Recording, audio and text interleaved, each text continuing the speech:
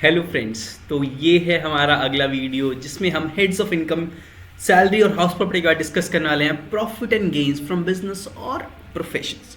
मतलब अगर आप लोग किसी बिजनेस में हैं, मतलब कि ट्रेडिंग कर रहे हैं, होलसेल कर रहे हैं, किसी भी टाइप के बिजनेस में हैं, या फिर आप प्रोफेशन में हैं, आप किसी तरह की सर्विस दे रहे हैं, किसी को फ्रीलांसिंग कर रहे हैं, एक्सपोर्ट ऑफ सर्विस बाहर दे रहे हैं, या फिर किसी भी तरह का बिजनेस या प्रोफेशन कर रहे हैं, ठीक है। तो आप लोगों को लिए क्या क्या चीज़ें होती हैं इनकम टैक्स में, कहाँ कैलकुलेशन होगा, कैसे कैलकुलेशन होगा, क्या चीज़ें आपको डेटा फीड करना पड़ेगा, या फिर कौन से सेक्शन में करना पड़ेगा, तो यही हम लोग आज देखने वाले हैं कैलकुलेशन पार्ट। जैसे कि हमने सैलरी और हाउस प्रॉपर्टी के लिए भी देखा था, आज हम लोग देखने वाले हैं profit and gains from business और प्रोफेशंस के लिए। तो चलिए शुरू करते हैं, ठीक है। अब अगर किसी ने मेरे से पूछा कि पीजीबी में क्या चीज़ें आती हैं क्या नहीं आती, भाई मैं ये चीज़ें पहले ही बता चुका हूँ आपको, जब मैंने आपको थियोरेटिकल पार्ट में ब्रीफली और एक्सटेंडेडली, मतलब आपको पूरा जाके मैंने डिस्क्राइब किया था क्या चीज़ें आएंगी, क्या क्या सेक्शंस होंगे, क्या चीज़ें होंगी। आप वो वीडियो अच्छे से देख के आइए, ठीक है। आपको थोड़ा प्रैक्टिकल एक्सपोजर मिलेगा इधर, और आपको कैलकुलेशन पार्ट समझानी है। आज मेरा मोटिव बस ये है, वो कैलकुलेशन पार्ट समझना। अभी तक हमने सारा थियोरेटिकल पार्ट समझा, अब हम कैलकुलेशन पार्ट समझेंगे। फिर इसके बाद हम लोग प्रैक्टिकली एक्सपोजर, जैसे सॉफ्टवेयर में कैसे डेटा फीड करते हैं, सॉफ्टवेयर क्या चीज़ें क्या कर रहा है, ठीक है, सारी चीज़ें देखने वाले हैं हम लोग। आज मैं आपको सॉफ्टवेयर के थ्रू ही कैलकुलेशन पार्ट समझाऊंगा कि कैसे कैलकुलेशन होती है।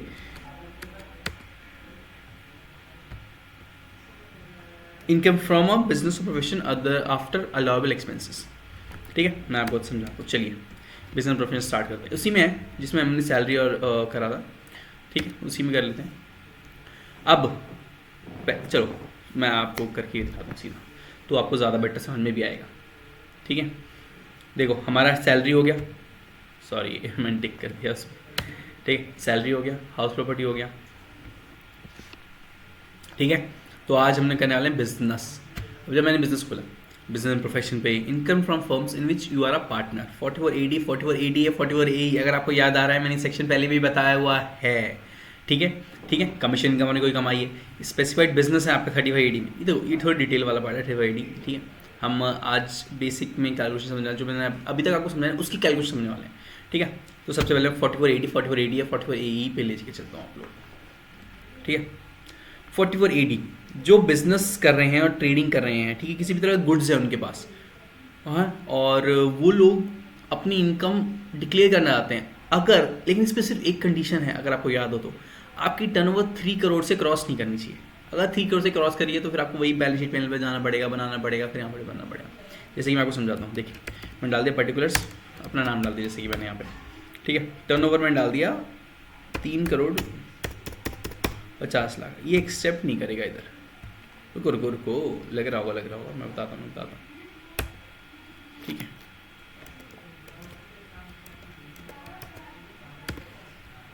ठीक है, मोड मैंने डाल दिया एनी अदर मोड।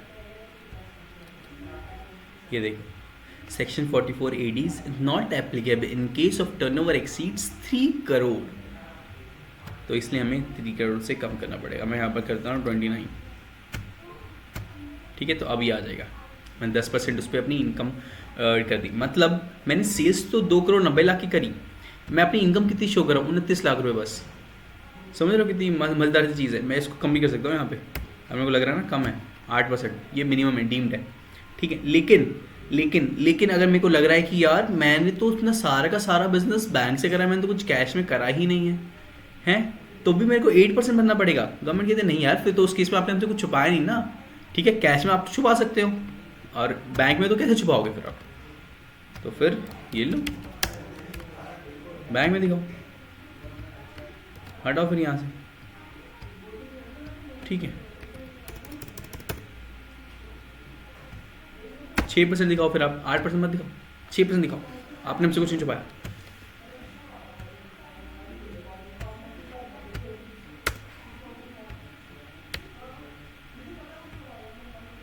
अच्छा सॉरी सर, ये टोटल इनका 3 करोड़ से ऊपर जा रहा है इसीलिए, ठीक है। 6% दिखाओ, आपका सारा उसमें है तो बैंक से है तो, ठीक है, 6% दिखाओ आप।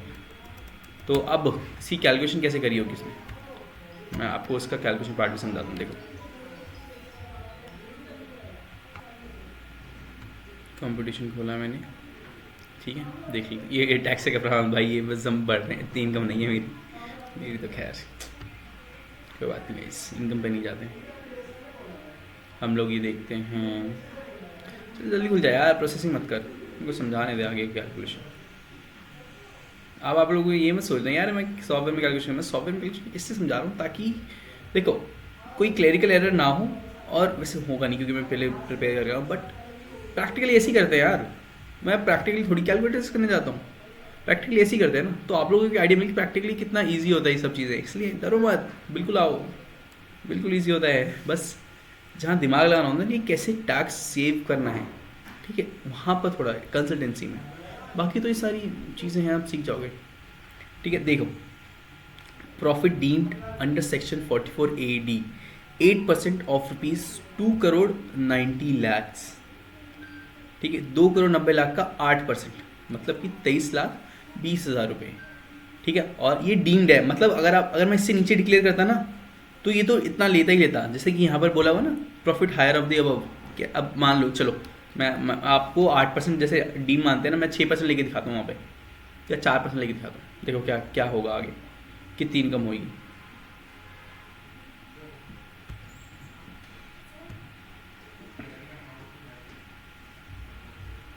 ठीक है, मैंने यहाँ पर 8% की जगह 5% कर दिया, चलो ठीक है। सॉफ्टवेयर कुछ नहीं रोकेगा आपको, आप भी कुछ नहीं रोकेगा। कैलकुलेशन बट कैसे करते हैं वो देखो इधर।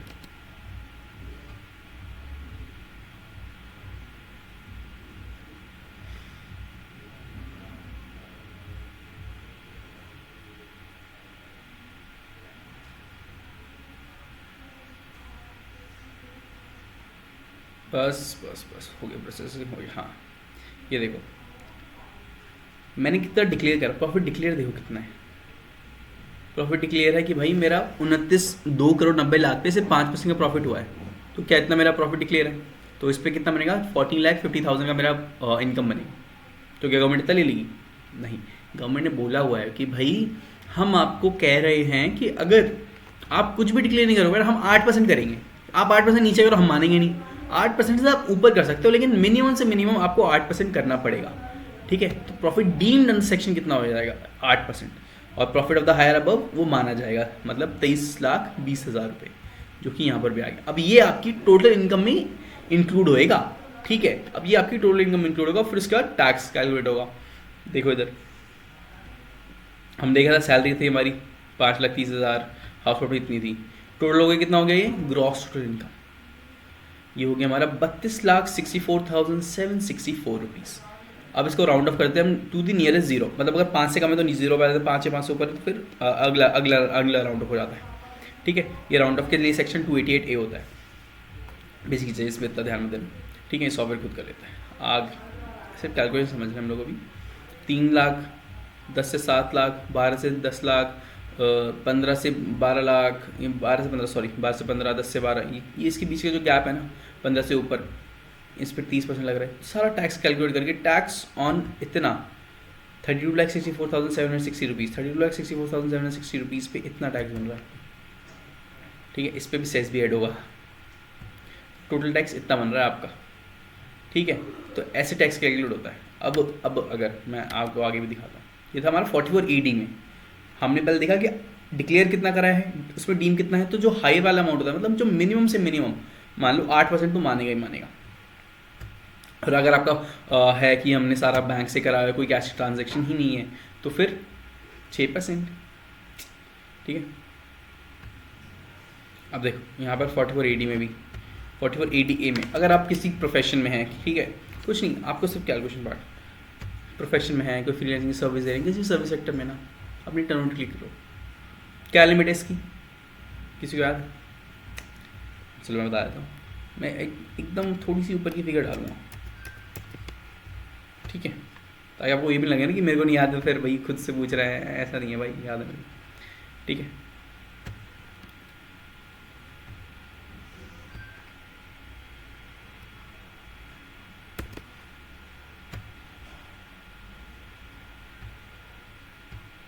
ठीक है, ये देखो 44 AD में आपकी अगर टर्नओवर सर्विस सेक्टर में है तो आपकी टर्नओवर 75 लाख तक है, 75 लाख तक है, तो आपको उस पर 50% मान के हम भाई मान लेंगे कि आपको इतनी इनकम है और इतना टैक्स भरना है, तो यहाँ पर हम 51% माने, 50% भी मान सकते हैं, लेकिन अगर 50 से कम मानूंगा तो आपको पता ही है सेम सेम होगा जैसे 44 80, तो मैं 51 मान के चलता हूँ। चलो ठीक है, हमने पिछले बार कम माना था, इस बार ज़्यादा मानते हैं, हमने 5 को मानता नहीं तो 5 ज़्यादा मान लेते हैं। ठीक है, आइए फिर इसका देखते हैं।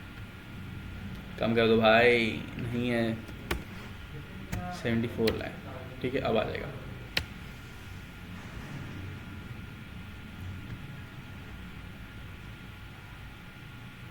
ठीक है, तो अब ज़रा काम 44 ADA, 44 AD मैंने बता दी, 44 ADA।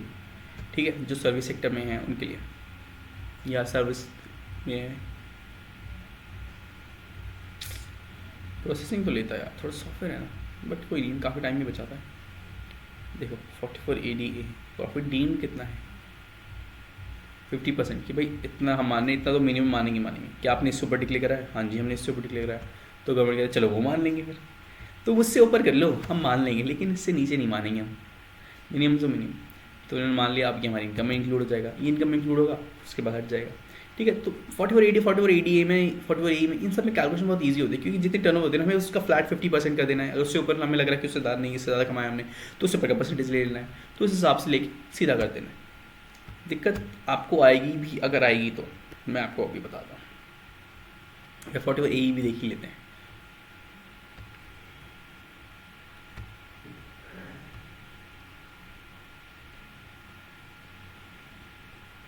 फोर्टी फोर एटी ए क्लिक कर दूँ मैं इसका डेटा, 44 AE में आऊँ। ठीक है, pre vehicle wise, vehicle wise number मेरा है KA01NC706। ठीक है, ओन्ड है भाई मेरा, कितने मंथ 12 महीने चला है, हैवी व्हीकल नहीं है। ठीक है, डीम्ड प्रॉफिट आ गया 90,000 रुपये, क्रॉस व्हीकल वेट कितना होगा पता नहीं भाई। ठीक है, हैवी व्हीकल है, कुछ नहीं आएगा।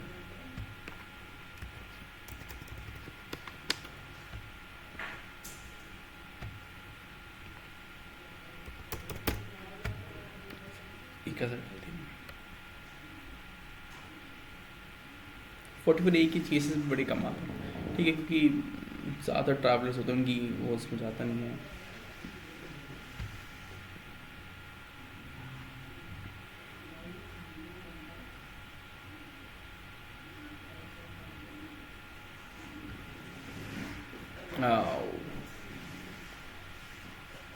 सारा न्यू रिजीम से है, एक बार सेम ना, मैं बस ओल्ड रिजीम में दिखा दूँगा, तो एक बार सारी कैलकुलेशन बन जाएगी ना। यहाँ देखो प्रॉफिट अंडर सेक्शन 44 निकाला, ये चीज़ दिखानी थी मैं। ठीक है, ये मैं आपको बता भी सकता था कि 7500 लिखते हैं। ये डीन जो मानते हैं ना 44 AE में, वो मानते हैं कि आपको मिनिमम से मिनिमम पर मंथ ना 7500 तो वही होगा इस व्हीकल से। ठीक है, number of vehicles number of months कर दोगे तो 90,000 आ जाएगा, डीम्ड है। अगर आपने इससे ऊपर डिक्लेयर करा है वेल एंड गुड, लेकिन आप इसे नीचे निकले नहीं कर सकते। ठीक है, तो यहाँ पर डिक्लेयर करा है, फिर उसके बाद ये ऐड होगा ग्रॉस इनकम में, फिर उस पर टैक्स निकलेगा, फलाने में जो प्रोसेस वो सेम ही रहेगा। ठीक है, इसका कैलकुलेशन है ईजी था। अब जो चीज़ समझा रहे हैं वो देखो, अब या तो आपने 44 AD में डिक्लेयर करा नहीं, या तो फिर आपने बैलेंस शीट ऑफ PNL बनाया होगा अपनी फर्म का।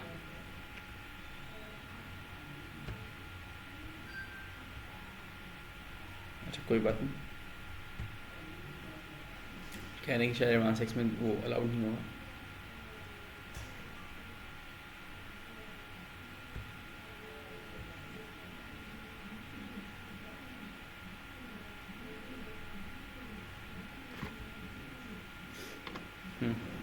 तो इधर देखिए, जो आपकी टर्नओवर है वो आप इधर डालेंगे। ठीक है, उसके बाद प्रॉपर बैलेंस शीट ऑफ पेन जैसे फील कर हम लोग बनाते हैं ना, पेन लेके पेन कॉपी लेके, वैसे ही यहाँ पे भी बनेगा। मैंने अपनी सेल डाल दी, मैंने गुड्स बेचे थे तो मैंने गुड्स डाल दी, सर्विस बेचता मैं सर्विस डालता, कोई और ऑपरेटिंग रेवेन्यू होता मेरे को वो यहाँ पे डालता। उसके अलावा कोई भी एक्सपेंस होते मेरे direct expenses, union excise duty, service tax, sales tax, VAT. कुछ लोगों ने वैट तो हट गया, अब क्यों है वैट का ऑप्शन? हटा नहीं है वैट, GST आया है। ठीक है, GST ने उसको क्या कहते हैं उसको पास कर गया, मतलब अब जीएसटी लगता है हर जगह पे, लेकिन कुछ ऐसी चीज़ें हैं जहाँ पर वैट अभी भी लगता है, ठीक है। तो पूछना मत, जीएसटी में पढ़ना, कभी आप अपना पेट्रोल का बिल देखना एक बार, ठीक है। Closing stock of finish goods, finish stock, ठीक है। अगर मेरा कोई है तो वहाँ डालूंगा, मैं ओपनिंग में डालूंगा, ठीक है। ये सारी चीज़ें मैं भर दूंगा यहाँ पे, मैं आपको प्रीव्यू दिखाता हूँ सीधा कैसे बनता है, ठीक है। तो आपको ये सारी फालतू की चीज़ें दिखेंगी, तो सिर्फ काम की सेल ऑफ गुड्स डाला, मैंने डाल दिया, मेरा इतना स्टॉक बचा हुआ था, इतना ओपनिंग बचा था, इतना परचेज करा, ग्रॉस प्रॉफिट आ गया मेरा, ठीक है। फिर उसके बाद ग्रॉस प्रॉफिट इधर आया, फिर मैं अपने डालूँ नेट प्रॉफिट कैसे आएगा मेरा, ठीक है। सैलरीज एंड वेजेस डाले मैंने, कोई और एक्सपेंस हुआ तो मैं अपना एक्सपेंस डालूंगा कुछ और, ठीक है। फिर इतना मेरा बच गया नेट प्रॉफिट। अब ये नेट प्रॉफिट कहाँ जाएगा मेरा, ये नेट प्रॉफिट मेरा जाएगा बिजनेस की इनकम में, ठीक है। मैं बिजनेस का टैब खोला, हेड्स ऑफ इनकम, मैं बिजनेस प्रोफेशन में आया, मैंने यहाँ पर इंपोर्ट कर दूँगा कि मेरी बिजनेस से होने वाली इनकम जो मेरी है वो मैं इधर 4,42,584 रुपीज़, ठीक है। थोड़ी सी हुआ है, आइए मैं अगर आपको दिखाता हूँ कैलकुलेट कैसी हो गई।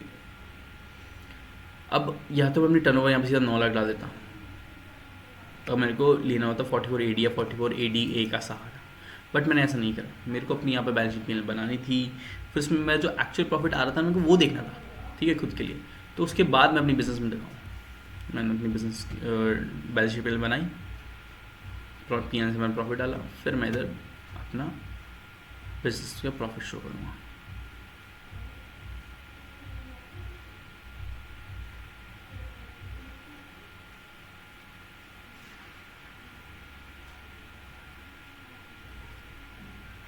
ये देखो, ठीक है, 442584 यहाँ पर आ गया। अब ये मेरा इनकम में पूरा इंक्लूड हो जाएगा, इसमें कुछ लेस कुछ माइनस नहीं, ठीक है।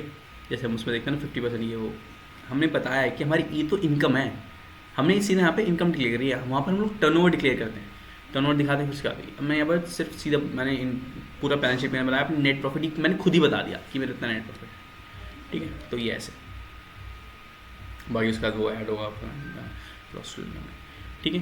तो बेसिकली बिजनेस प्रोफेशन की यही हेड्स है और इसकी कैलकुलेशन भी ऐसे ही होती है। अगली वीडियो में हम लोग देखने वाले हैं कैपिटल गेन्स के बारे में, कि उस पर फ्लैट रेट लगता है, वो वाला थोड़ा सा इंटरेस्टिंग पार्ट रहेगा, ठीक है। तो थैंक यू सो मच, अगली वीडियो में के लिए बने रहिए।